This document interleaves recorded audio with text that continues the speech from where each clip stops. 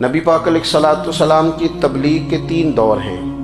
ایک تو حضور نے اپنے قول سے تبلیغ فرمائی ہے، وہ 40 سال کی عمر سے محبوب نے اعلان فرمایا اور تبلیغ کی، اور ایک نبی پاک صلی اللہ تعالیٰ علیہ وسلم بالواسطہ حضور کی تبلیغ ہے جو آج تک جاری ہے۔ امت کے علماء، مشائخ، مبلغین حضور کے دین کو آگے پھیلا رہے ہیں، تو دراصل یہ بھی تبلیغ رسول پاک علیہ السلام ہی کی تبلیغ۔ اور ایک حضور کی تبلیغ کا دور ہے، حضور کی پیدائش سے لے کر ولادت مبارکہ سے لے کر حضور علیہ السلام کے اعلان نبوت تک۔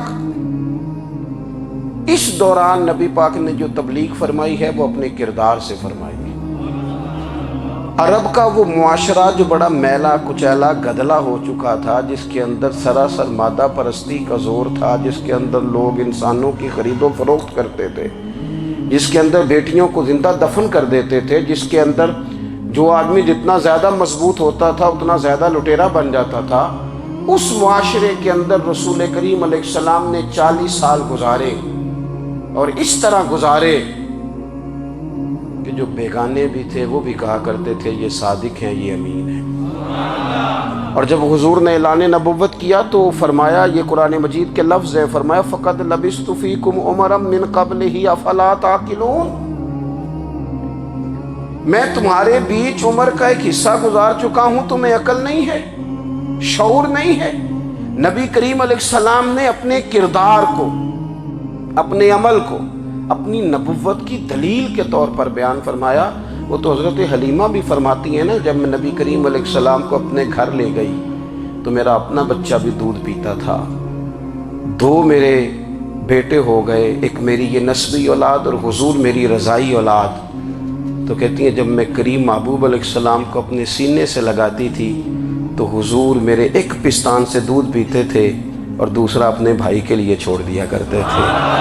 یہاں سے رسول کریم علیہ السلام نے کردار کے ذریعے تبلیغ، اور پھر اعلان نبوت سے پہلے ایک تنظیم عرب کے جوانوں پر، عرب کے سرداروں پر مشتمل بنائی گئی، جس میں نبی کریم علیہ السلام نے بڑا حصہ لیا سرکار نے، اور بڑے اہم لوگوں کو شعور حضور نے عطا فرمائے۔ وہ اس جماعت کا فیصلہ تھا کہ ہم سارے جوان، سارے بڑے لوگ ملیں گے، یہ حضور کے اعلان نبوت سے پہلے کی بات ہے، ہم بڑے لوگ ملیں گے، کسی بڑے کو کسی چھوٹے پر ظلم نہیں کرنے دیں گے، کسی آدمی کو کسی غریب کا حق نہیں کھانے دیں گے۔ حضور علیہ السلام نے نا اپنی کردار سے، اپنے عمل سے، اور آپ کا جو عمل ہوتا ہے نا وہ اصل ہوتا ہے، ایک ہوتا ہے آپ کوئی بات کرتے ہیں اور ایک ہوتا ہے کہ آپ کوئی عمل کرتے ہیں۔ آپ جب عمل کرتے ہیں تو عمل کے ذریعے بھی لوگوں تک بات پہنچتی ہے کہ دراصل آپ کا اٹھنا بیٹھنا چلنا پھرنا کیا ہے۔ میرے رسول کریم علیہ السلام کا اٹھنا بھی ایک نبی کا، بیٹھنا بھی ایک نبی کا، بات کرنا بھی ایک نبی کا، معاملات زندگی کرنا بھی ایک نبی کا، لین دین کرنا بھی ایک نبی کا۔ ایک شخص کہتے ہیں میں نے اعلان نبوت سے پہلے حضور علیہ السلام سے کچھ چیز خریدی تھی، اور میں نے عرض کیا تھا آپ یہاں تشریف رکھیں، میں پیسے لے کے آتا ہوں۔ میں 3 دن کے بعد آیا۔ دیکھو یہ بات کرنی کتنی آسان ہے، بولنی کتنی آسان ہے، پر 3 دن یہاں میرے بھائی کو کسی شخص کو 2 گھنٹے انتظار کرنا پڑ جائے تو لوگ کہتے ہیں الانتظار اشد من القتل، یہ تو قتل سے زیادہ تکلیف والا معاملہ ہے منتظر رہنا کسی کا۔ کہتے 3 دن کے بعد میں آیا تو میرے رسول کریم وہیں تشریف فرمایا، بس اتنا فرمایا یار تم نے مجھے بڑی تکلیف میں ڈال دیا، 3 دن ہو گئے یہاں رکے ہوئے۔ تو حضور نے اپنے کردار کو، اپنے عمل کو، اپنے معاملات کو سب سے پہلے اپنی نبوت کی دلیل کے طور پر پیش کیا۔ کسی نے کیا خوب کہا تھا کہ جو تیری جان کے دشمن ہیں وہ بھی کہتے ہیں، وہ جو تیری جان کے دشمن ہیں، بظاہر تو آئے ہیں نا ہجرت کی رات جان لے لے، لیکن امانتیں حضور کے گھر میں رکھی ہوئی ہیں، امانتیں کاشانہ نور پہ پڑی ہیں۔ وہ جو تیری جان کے دشمن ہیں وہ بھی کہتے ہیں کہ امین تو ہے اور صداقت کی آبرو تو ہے، امین بھی تو ہے، صداقت کی آبرو تو ہے۔ تو پہلے کردار، پھر دوسری بات، اللہ تعالیٰ نے اپنے محبوب علیہ السلام کو اپنا مطلق نائب بنا کر، اپنا محبوب اعظم بنا کر، ویسے ہی سارے انسانوں کے بارے میں کہا وَإِذْ قَالَ رَبُّكَ لِلْمَلَائِكَةِ إِنِّي جَاعِلٌ فِي الْأَرْضِ خَلِيفَةً، میں زمین میں اپنا نائب بنانے والا ہوں۔ لیکن حضور علیہ السلام تو محبوب ہے نا، حضور کی نیابت تو محبوبیت کے درجے پر فائز ہے، تو رسول پاک کو رب کریم نے اس طرح کا بنا کے بھیجا کہ حضرت عبداللہ ابن رواحہ رضی اللہ تعالیٰ عنہ بیان فرماتے ہیں کہ اگر حضور کوئی معجزہ نہ بھی دکھاتے، نبی کریم علیہ السلام سے کوئی اعجاز لوگ نہ بھی دیکھتے، تو محبوب کا تو چہرہ ہی اس طرح کا تھا، لوگوں نے دیکھتے جانا تھا اور کلمہ پڑھتے جانا تھا۔ لیکن باوجود اس کے میرے رسول پاک کا اعجاز یہ ہے، کمال یہ ہے کہ حضور کبھی اشارہ کر دیں تو چاند دو ٹکڑے ہو جائے، کبھی دعا مانگ دیں تو ڈوبا ہوا سورج واپس آ جائے، کبھی محبوب گزرنے لگے تو پتھر آپ پر سلام پڑے، کبھی حضور پہاڑ پر چڑھ جائیں تو پہاڑ وجد میں آ کر جھومنے لگے، محبوب کا کبھی نماز پڑھاتے ارادہ بن جائے تو اللہ تعالیٰ قبلے کا رخ ہی تبدیل فرما دے۔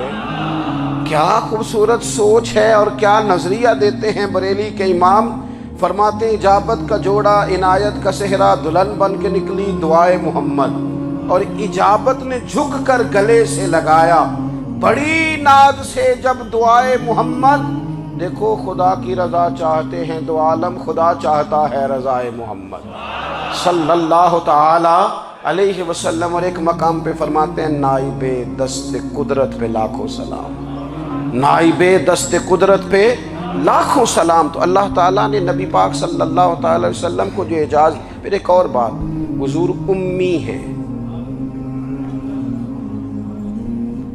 دنیا میں آ کر محبوب نے کسی سے پڑھا ہی نہیں، میرے محبوب نے جتنا پڑھا ہے رب کریم سے ہی پڑھا ہے۔ الرحمن علم القرآن خلق الانسان، رحمان نے قرآن سکھایا پھر انسان بنایا۔ اللہ تبارک و تعالیٰ کی بارگاہ کرم سے حضور نے لیا، رسول کریم امی ہیں، یہ بھی حضور کی نبوت پر ایک بڑی دلیل۔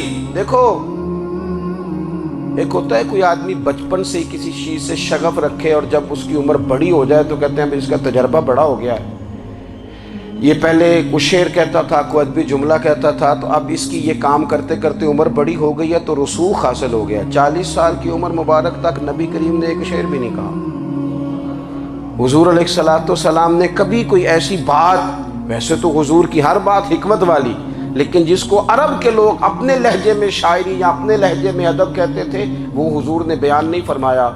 لیکن جب 40 سال کی عمر میں اعلان نبوت کیا تو پھر بڑے بڑے فصیح و بلیغ، بڑے بڑے سیانے، طفیل بن عمر کہتے ہیں کہ اس شخص کو بھی میں نے دیکھا جسے بڑا ناز تھا اپنی فصاحت اور بلاغت پر، اور جب وہ حضور کے پاس آیا اور اس نے آ کے کچھ باتیں کی تو محبوب خاموشی سے سنتے رہے، اور جب وہ چپ کر گیا تو میرے کریم نے صرف سورہ فاتحہ پڑھی،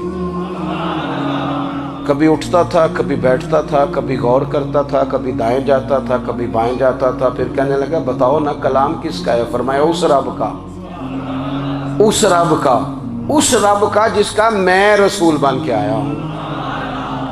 نبی کریم صلی اللہ تعالی علیہ وسلم امی ہیں، لیکن حضور نے کائنات کے رازوں سے پردے ہٹا دیے، نبی کریم نے جینے کے سلیقے بتا دیے، حضور نے ہر شخص کو اس کے مقصد حیات سے آگاہ کر دیا۔ نبی کریم علیہ السلام نے وہ فلسفہ حیات بیان کیا کہ لوگوں کو صرف جینے میں مزہ نہیں آیا، مرنے میں بھی مزہ آنے لگا، لوگ آگے بڑھ بڑھ کے جانیں پیش کرنے لگے، اپنی اولادیں قربان کر، جو فلسفیوں سے کھل نہ سکا اور نکتہ وروں سے حل نہ ہوا، وہ راز ایک طیبہ والے نے بتلا دیا چند اشاروں میں۔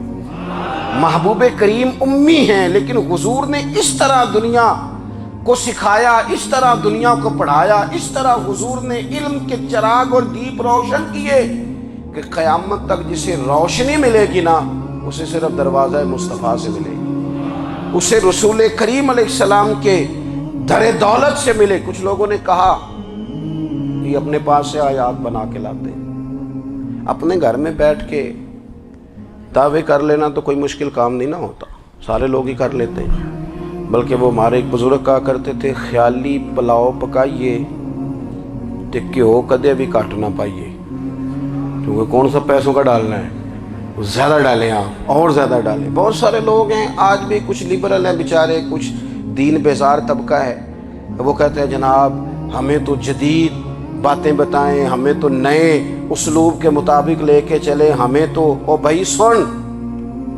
میرے نبی پاک علیہ السلام نے فرمایا میرا قرآن کبھی پرانا نہیں ہوگا، اسے پڑھ کے دیکھ، اس کی جدت کا حسن دیکھ، یہ تو کھلا ہوا باغ ہے، تو ایک دفعہ اس کے قریب آئے گا تو خوشبو ملے گی، دوسری دفعہ آئے گا تو اس سے زیادہ تازی ملے گی، ایک دفعہ پھل کھائے گا تو مزیدار ہوگا اور دوسرا کھائے گا، ہو سکتا ہے شکل ملتی جلتی ہو لیکن ذائقہ بڑا نرالا ہوگا۔ تو تو صحیح نا، جب کچھ لوگوں نے کہا یہ خود سے بنا کے آیات لاتے ہیں تو فرمایا وَإِن كُنتُمْ فِي رَيْبٍ مِّمَّا نَزَّلْنَا عَلَىٰ عَبْدِنَا فَأْتُوا بِسُورَةٍ مِّن مِّثْلِهِ، اگر تمہیں کوئی شک ہے اس میں جو ہم نے اپنے بندہ خاص میں نازل کیا ہے تو تم بھی اس جیسی ایک آیت بنا کے لاؤ۔ اور چلو چیلنج کھلا ہی دے دیا، فرما وَادْعُوا شُهَدَاءَكُم مِّن دُونِ اللَّهِ،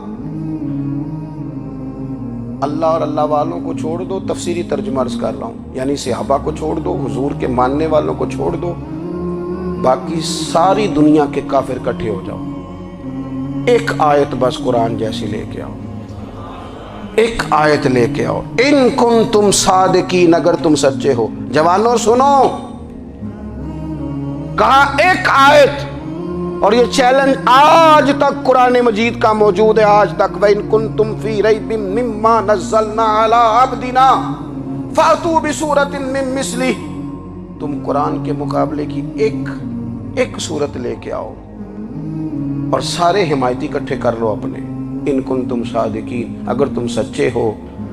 جواب تو ادھر سے آنا تھا نا، لیکن کائنات کے رب نے جواب بھی خود دیا، فرمایا فَإِن لَّمْ تَفْعَلُوا وَلَن تَفْعَلُوا، اگر تم نہ لا سکے، اور فرمایا تم لا سکتے بھی نہیں، اگر تم نہ لا سکے اور تم لا سکتے بھی، نہ خنجر اٹھے گا نہ تلوار تم سے، یہ بازو میرے آزمائے ہوئے ہیں، وَلَن تَفْعَلُوا، تم لا بھی نہیں سکتے، فَاتَّقُوا النَّارَ الَّتِي وَقُودُهَا النَّاسُ وَالْحِجَارَةُ، پھر اس آگ سے ڈر جاؤ جس کا ایندھن آدمی اور پتھر ہے، اُعِدَّتْ لِلْكَافِرِينَ، بنائی کافروں کے لیے، بنائی مومنوں کے لیے تو رب نے جنت بنائی ہے، اُعِدَّتْ لِلْكَافِرِينَ، یہ دوزخ اللہ نے کن کے لیے بنائی ہے؟ اُعِدَّتْ لِلْكَافِرِينَ، کہتا ہے کافر کے لیے بنایا۔ تو اللہ تبارک و تعالیٰ نے میرے رسول پاک صلی اللہ تعالیٰ علیہ وسلم کو وہ کتاب عطا فرمائی، اور پھر حضور کی فصاحت و بلاغت، معرفت، دیکھو ایک ہوتا ہے گھنٹوں باتیں کرنا، ایک ہوتا ہے کئی والیوم پر مشتمل، کئی جلدوں پر مشتمل کتب کا لکھنا، اور ایک ہوتا ہے کسی بندے کا ایک بات کرنا اور سامنے والے کی طبیعت کو اتنا جگا دینا کہ اگلی بات فوراً ہی اس کی سمجھ میں آ جائے۔ اور حضور نہ کسی کی انا کو نہیں جگاتے تھے، ہم بعض اوقات کسی سے خطاب کرتے ہیں، بات کرتے ہیں تو سامنے والے کی انا کو جگا دیتے ہیں، ٹھیس پہنچاتے ہیں، وہ کہتا ہے چل پھر تگڑا ہو جا میں بھی آیا۔ حضور انا نہیں جگاتے تھے، میرے نبی پاک ضمیر جگاتے تھے تاکہ وہ شخص فیض حاصل کر سکے، اسے کچھ ملے۔ نبی کریم کا جو انداز تکلم ہے وہ اس طرح کا ہوتا تھا کہ انسان خود بخود کھل اٹھتا تھا کہ مطلب یہ بات ہونے کیا لگی ہے، مطلب حضور کیا فرمانے لگے۔ نبی کریم صلی اللہ تعالیٰ علیہ وسلم، ایک دن محبوب کریم نے صحابہ کے پیچھے حضور کی فصاحت و بلاغت دیکھے، فرمایا محبوب نے کتنا نادان ہے وہ شخص جو اپنے ماں باپ کو گالی دے۔ کھلی ہو گئی لوگوں کی آنکھیں، کان کھڑے ہو گئے کہ یا رسول اللہ کون ایسا بدبخت ہے جو ماں باپ کو گالی دے گا۔ اب جب سوالات ذہنی سطح پر پوری طور پر ابھر گئے نا، تو اب رسول کریم نے بات سمجھائی، یہ ہے فصاحت و بلاغت، تیرے آگے ہیں یوں دبے لجے فصحاء عرب کے بڑے بڑے، کوئی جان منہ میں زبان نہیں بلکہ جسم میں جان نہیں۔ یا رسول اللہ کون ایسا نالائق ہے جو ماں باپ کو گالی دے؟ اب جب ذہنی سطح یہاں تک ابھر آئی تو اب حضور نے سمجھایا، فرمایا جب تم کسی کے ماں باپ کو گالی دو گے نا تو وہ بھی تو جواب میں تمہارے ماں باپ کو دے گا نا۔ تو فی نفس ہی یہ تم نے خود ظلم کیا ہے اپنے ماں باپ پر۔ کیوں تم نے ایسا لہجہ اختیار کیا کہ جس سے سامنے والے کی انا جاگ جائے اور وہ تمہارے مقابلے میں آ کر کے کھڑا ہو جائے؟ کیوں تم نے اس طرح کے انداز اختیار کیے کہ جس سے سامنے والا بھی سارے پنجے کھڑے کر کے باہر نکل آئے اور کہے آ جاؤ پھر میں ابھی میدان میں حاضر ہوں؟ رسول کریم کی فصاحت، بلاغت دیکھیں نا، حضور 2-4 جملوں میں ساری بات سمجھا جاتے ہیں۔ ایک حدیث پاک اگر ہماری سمجھ میں آ جائے، ایک روایت نبی پاک صلی اللہ تعالیٰ علیہ وسلم نے فرمایا خوبصورت مسلمان وہ ہے جو بے مقصد باتوں کو چھوڑ دے۔ لو، اس سے پوری زندگی سجائی جا سکتی ہے، ایک جملے سے پوری زندگی سواری جا سکتی ہے۔ کوئی لمبی چوڑی باتوں میں جانے کی ضرورت نہیں۔ کہا خوبصورت مسلمان یہ ہے جو بے مقصد باتوں کو چھوڑ دے، لا یعنی باتوں کو، کیا کہتے ہیں ہمارے دیہات کے لوگ، جڑے پنڈ جانا نہیں، اودا راہ پوچھنے دی۔ لیکن آج کل لوگ باز آندے یعنی جس بات کا بالکل تعلق نہیں نا وہ بات بھی کرتے جاتے ہیں، جس کا شعبہ ہی نہیں وہ بھی چھلانگ لگا لگا کے اس میں آ جاتا ہے۔ ہم اپنا وقت ضائع کرتے ہیں، اپنی صلاحیتیں ضائع کرتے ہیں، اپنا نقصان کرتے ہیں۔ ہم اپنا کام صحیح کر کے نہیں کرتے اور دوسری ساری دنیا کو ٹھیک کرنا چاہتے ہیں۔ او بھائی، آپ جس جگہ جس شعبے سے تعلق رکھتے ہیں آپ اپنے معاملات میں مضبوطی پیدا کریں۔ حضور نے اپنی فصاحت کے ساتھ، بلاغت کے ساتھ لوگوں کو قائل کیا، اور قرآن مجید کی تاثیر کا یہ اثر میرے کریم رسول نے دکھایا کہ رات کو جب حضور بیٹھ کے قرآن پاک پڑھتے تھے نا، جب یاسین والے نبی خود یاسین کی تلاوت کریں، جب طٰہٰ والے محبوب خود طٰہٰ کی تلاوت کریں، غور کرو نا، جب مدثر والے محبوب خود ان جملوں کو ادا کریں، یعنی جن کے بارے میں آیت آئی ہے، جب وہی یہ آیت پڑھیں کہ اِنَّا أَعْطَيْنَاكَ الْكَوْثَرَ، یعنی جن کا ذکر ہو رہا ہے، جب وہ یہ بات کریں کہ یا ایھا النبی انا ارسلناک شاہدا ومبشرا ونذیرا لتؤمنوا باللہ ورسولہ وتعزروہ وتوقروہ وتسبحوہ بکرۃ واصیلا، جن کے بارے میں آیت آئی ہے، جب وہ یہ کہہ رہے ہوں کہ ورفعنا لک ذکرک، جب وہ کہہ رہے ہوں والضحیٰ واللیل اذا سجا، ذرا اس کیفیت کو دیکھیں جب محبوب خود پڑھ رہے ہوں، اور جو حضور پر آئی ہیں اس کا ذائقہ، اس کا لطف، اس کا انداز بھلا کیا ہوگا۔ حضور جب رات کو پڑھتے تھے نا قرآن پاک، تو جو پکے کافر تھے نا، ابو جہل جیسے لوگ، وہ بھی جھاڑیوں میں چھپ چھپ کے مدینے والے کی تلاوت سنا کرتے تھے، حضور کی تلاوت سنا کرتے تھے۔ یہی بہتر ہے کہ پردوں میں وہ پردہ پوش رہے، وہ اگر پردے ہٹا دے تو کسے ہوش رہے۔ رسول کریم علیہ السلام کی تلاوت کا سننا، قریب جانا، یہ اعجاز ہے۔ حضرت فاروق اعظم کہتے ہیں میں طبیعت کا بڑا ڈاڈا تھا، مزاج کا بڑا سخت تھا، زندگی ہمیشہ ڈٹ کر گزاری، باتوں پر کھڑا رہنا آتا تھا، پر جب میری بہن نے مجھے چند آیتیں سنائی نا تو میں تڑپ ہی گیا۔ گھروں آیا سا مار مقامنے نو، ہن مینو مار دے لے چلو، اوے متے عمر دی عمر برباد ہو جائے جتھے عمر سوار دے لے چلو۔ یہ اعجاز ہے رسول کریم صلی اللہ تعالیٰ علیہ وسلم پر نازل ہونے والی کتاب کا۔ پھر حضور نے خبریں دی، نبی پاک نے خبریں دی، حضور نے فرمایا روم فتح ہوگا، وہ ہوا۔ نبی کریم علیہ السلام نے فرمایا شام فتح ہوگا، تو شام فتح ہوا۔ فرمایا ایران فتح ہوگا، تو ایران فتح ہوا۔ سراقہ بن مالک کہتے ایک گاؤں پر بھی مسلمانوں کی حکومت نہیں تھی، ایک گاؤں پر۔ حضور مکہ مکرمہ سے نکل رہے تھے، مدینہ طیبہ تشریف لے جا رہے تھے، ابھی راستے میں تھے، میں 100 سرخ اونٹوں کے لالچ میں معاذ اللہ حضور کو گرفتار کرنے پہنچ گیا۔ محبوب نے حکم دیا، حضور کا معجزہ میں نے آنکھوں سے دیکھا، میرا گھوڑا زمین میں دھستا چلا گیا، میں نے معافی مانگی، حضور نے معاف کر دیا۔ میں نے سمجھا اچانک ہو گیا ہے۔ یہ منوانا بھی بڑا مشکل کام ہے۔ شجر و حجر پہچان گئے، انسان کی نظروں میں شاکی رہا۔ یہ کچھ ایسے لوگ ہیں جن کو منوانا توبہ توبہ، ماننے کو تیار نہیں، دیکھ دیکھ کے بھی ماننے کو تیار ہے نہیں، ماننے کو تیار ہی نہیں۔ کہتے ہیں کہ میں نے پھر چاہا آگے بڑھنا تو پھر زمین کے اندر میرے گھوڑے کے پیر دھنسنے لگے، پھر معافی مانگی۔ کریم تیرے معاف کرنے کی ادا پہ بھی قربان جائیں۔ یہ نہیں فرمایا کہ تو بار بار یوں ہی کرتا ہے، فرمایا معافی مانگتا ہے، جا میں نے معاف کیا۔ کہتے ہیں 3 دفعہ میں آگے بڑھا، 3 دفعہ حضور نے معاف کیا تو مسکرا کے فرمانے لگے تو یہاں مجھے گرفتار کرنے آیا ہے، وہ کیسر روم کا علاقہ فتح ہوگا۔ وہ کنگن جو پہنتا ہے نا ہاتھوں میں، بادشاہ کے کنگن معروف ہیں، وہ تیرے ہاتھوں میں آئیں گے۔ اللہ کرے آپ سمجھیں، یہ جو لوگ ڈری ڈری سہمی اور ہمارے بچے مایوسی کی معاذ اللہ باتیں کرتے ہیں، وہ دیکھیں حضور کس طرح کی گفتگو فرماتے ہیں۔ ابھی ایک گاؤں پر بھی اسلام کی حکومت نہیں، لیکن حضور کا خبر دینے کا انداز۔ کریم فرمانے لگے وہ کیسر روم کے جو کنگن ہوں گے وہ تیرے ہاتھوں میں آئیں گے۔ جناب سراقہ بن مالک فرماتے ہیں کہ میں مسلمان ہو گیا، حضور کا وصال ہو گیا، کنگن نہیں آئے۔ حضرت ابوبکر صدیق کا وصال ظاہری ہو گیا، کنگن نہیں آئے۔ جناب عمر کا دور آ گیا، سراقہ بوڑھے ہو گئے۔ کوئی بندہ پوچھتا نا کہ اب تو عمر ڈھل گئی ہے، زندگی کا پتہ نہیں، کہنے لگے نہیں میں نہیں جاتا،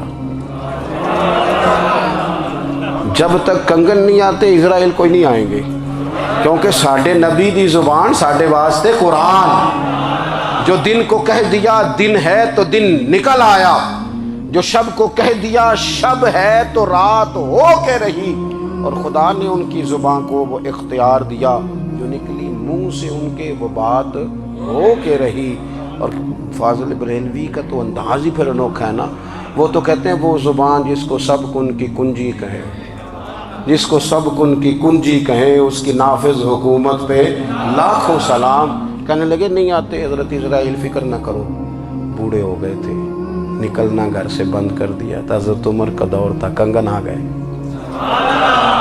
حضرت فاروق اعظم نے ان کے پوتوں سے، نواسوں سے، بچوں سے کہا جاؤ بلا کے لاؤ، کا دادا جان بوڑھے ہیں، فرمایا تم کان میں کہہ دینا کنگن آ گئے، پھر تم دیکھنا تو صحیح۔ پھر حضرت سراقہ آئے، حضور نے جو خبریں دیں، نبی پاک علیہ الصلوۃ والسلام نے جو گزشتہ قوموں کے احوال بیان کیے، اور پھر میرے نبی پاک علیہ الصلوۃ والسلام نا دنیا میں عزتیں دینے آئے۔ عزتیں، یہ مزاج ہمیں کم کرنا چاہیے۔ یہ جو ہم ساری زندگی اس کام میں لگا دیتے نا، کسی کو نیچا کیسے دکھانا ہے، یہ انداز حضور نے نہیں ہمیں دیا۔ آپ دیکھو حضور تشریف لائے تو ہمیں پتہ چلا کہ حضرت یوسف جیسا سونا کوئی نہیں، حضور تشریف لائے تو ہمیں پتہ چلا کہ حضرت داؤد جیسی خوبصورت آواز کسی کی نہیں، حضور تشریف لائے تو ہمیں پتہ چلا کہ جناب عیسیٰ علیہ السلام کا فقر اختیاری کس طرح کا تھا، محبوب تشریف لائے تو ہمیں پتہ چلا کہ حضرت موسیٰ کا جلال کس طرح کا تھا۔ یہ تو حضور آئے تو نبی پاک علیہ السلام نے اس کی بھی عظمت بیان کی، اس کی بھی شان بیان کی۔ حضور نے بتایا کہ ابوبکر صدیق کی شان کیا ہے، فاروق اعظم کا مرتبہ کیا ہے، عثمان غنی کی حیا کیا ہے، مولا علی کی شجاعت کیا ہے، اہل بیت نبوت کی عظمت کیا ہے۔ حضور آئے عزتیں دینے، ماں کو عزت دی مدینے والے رسول، کہا جس کا باپ راضی ہو گیا اس کا رب راضی ہو گیا۔ فرمایا جو 2 بیٹیاں، 3 بیٹیاں، 4 بیٹی بہنیں یا 1 بیٹی یا بہن بیاہ کے آ گیا نا، اس طرح میری 2 انگلیاں جڑی ہوئی ہیں، میرے ساتھ جڑ کے جنت میں جائے۔ رسول کریم صلی اللہ تعالی وسلم نے عزت دی، عزت دی۔ حضور عزتیں دینے، کوئی اعزاز نہیں، ان پڑھ بندہ ہے، سادہ ہے، غریب ہے، مزدوری کرتا ہے، ہاتھوں پہ چھالے، یا رسول اللہ اس کا بھی کوئی اعزاز ہے؟ قربان جائیں، میرے کریم نے عزت دی، فرمایا محنت کر کے روزی کمانے والا تو اللہ کا دوست ہے، یہ اینٹیں اٹھانے والا، یہ مشقتیں کرنے والا، یہ صبح دیہڑی پہ جانے والا، یہ بیچارہ جو اچار سے روٹی کھاتا ہے، تو نے ہر شخص کی قسمت میں یہ عزت لکھی اور آخری خطبے کی صورت میں وصیت لکھی۔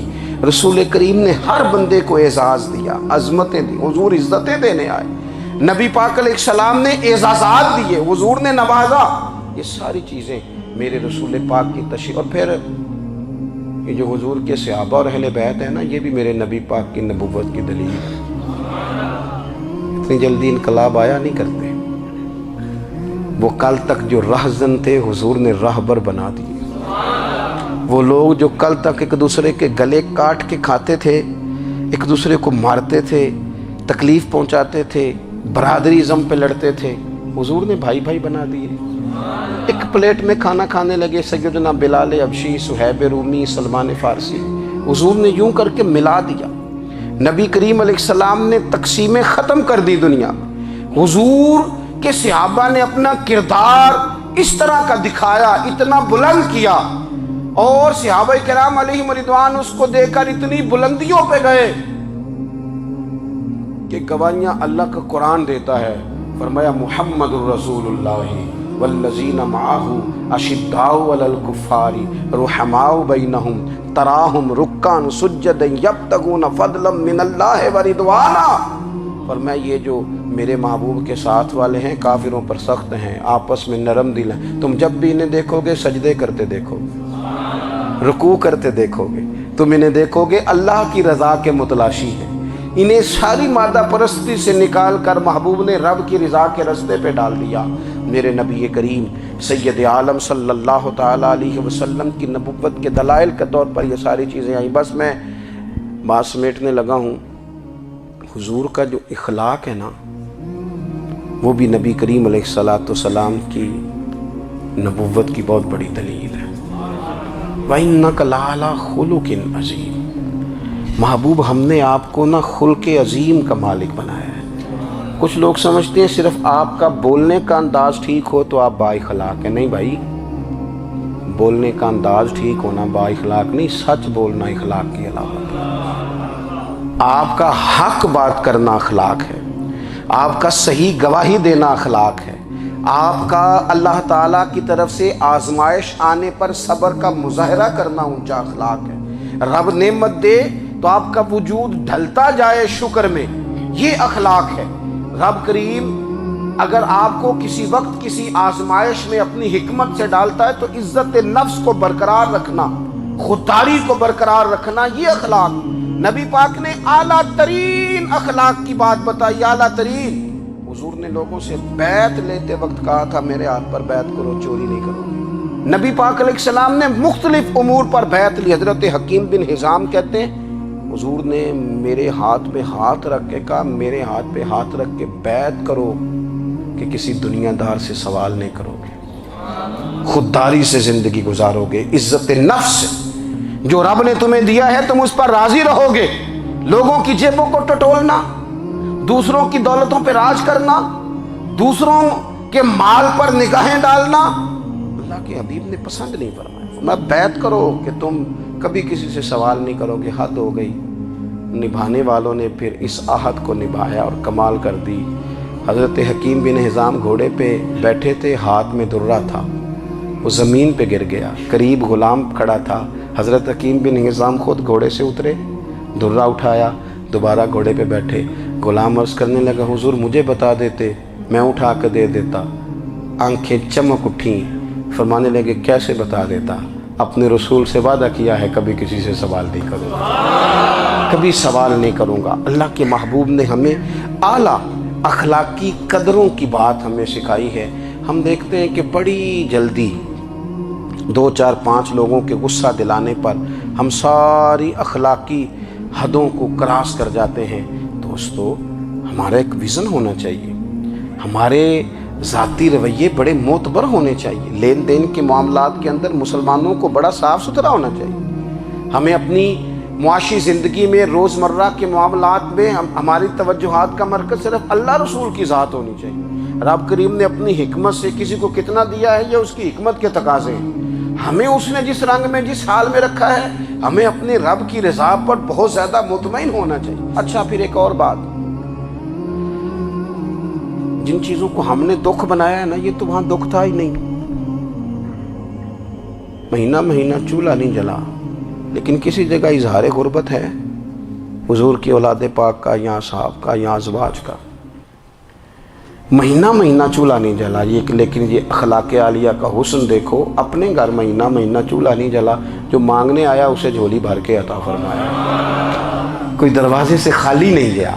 عزیز بھائی، اگر زندگی میں اخلاقی قدریں ہم اپنا لیں اور ہم تھوڑا تھوڑا کر کے اپنے آپ کو تبدیل کریں، ساری زندگی توجہ رہی کہ فلاں کیا کر رہا ہے، فلاں کیا کر رہا ہے، تھوڑا سا گردن کو جھکا کے اپنے اوپر توجہ ڈالیں، اپنے آپ کو وقت دیں۔ حضور کے اخلاق عالیہ کی روشنی میں، تعلیمات حسنہ کی روشنی میں ہم اپنے کردار و عمل پر تھوڑی توجہ دیں۔ اس وقت بہت بڑی تعداد میں امت مسلمہ ہے، اور ایسا نہیں ہے کہ دولت نہیں ہے، دولت سے بھی سرشار ہیں۔ ہمارے ہاں بڑے بڑے انجینئر ہیں، بڑے بڑے ڈاکٹر ہیں، لیکچرار ہیں، ہمارے پاس بڑے بڑے ہاسپٹل ہیں، بڑا کچھ ہے، لیکن کردار و عمل کے بادشاہ، اپنی زندگی تقوی کی روشنی میں گزارنے والے، ان لوگوں کی تعداد کم ہے۔ اگر کوئی آج بھی سارے کام نیک کرے لیکن جائیداد میں سے بیٹی کا حق رکھ جائے تو پھر اس نے کیا میلاد منایا؟ اگر آج بھی جو 2-4 لوگ بیچارے اس کے زیر دست ہیں، ملازمین ہیں، ان کے ساتھ اس کا رویہ انتہائی سخت ہو تو اس نے کیا میلاد منایا؟ اگر آج بھی وہ برادری ازم کی بنیاد پر دوستیاں کرے اور چھوٹے بڑے کی وہ تقسیم رکھے، جسے حضور نے فرمایا کہ قبیلے تو تعارف کے لیے، ورنہ کسی عربی کو اجمی پر، گورے کو کالے پر کوئی فضیلت نہیں۔ اگر کوئی آج بھی اس برادری ازم کا قائل ہے پھر اس نے کیا میلاد منایا؟ اگر کوئی شخص آج بھی اپنے آپ کو مادہ پرستی میں پوری طرح دھکیل چکا ہے اور رضا الہی کا مسافر نہیں بنا تو اس نے کیا میلاد منایا؟ اپنی طبیعتوں میں روحانی تبدیلی اور وہ خاص افکار جو حضور اپنے غلاموں میں پیدا فرماتے ہیں، ان افکار کو پیدا کرنا، سوچوں کو بدلنا، سوچوں کو، نظریات کو بدلنا، اپنے روزمرہ کے معاملات کا جائزہ لینا کہ ہم کس طرح آگے بڑھ سکتے ہیں اور کس طرح ہم ایک بہترین امتی اور ایک بہترین مسلمان بن سکتے ہیں، اس پر توجہ دینا، یہ میلاد ہمیں سبق دیتا ہے۔ اللہ تعالیٰ مجھے اور آپ کو عمل کی توفیق عطا فرمائے۔ آخر دعوایا ان الحمدللہ۔ اللہم صل علی سیدنا و مولانا محمد، اللہم صل علی سیدنا و مولانا محمد۔ اللہ کے شیر ہے در کرار پر درود، اللہ کے شیر ہے در کرار پر درود، اللہ کے شیر ہے در کرار پر درود، حضرت حسن حسین کے کردار پر درود۔ اللہم صل علی سیدنا و مولانا محمد وعلی سیدنا علی و سیدتنا فاطمہ و سیدتنا زینب و سیدنا حسن و سیدنا حسین وعلی آلہ و صحبہ و بارک وسلم۔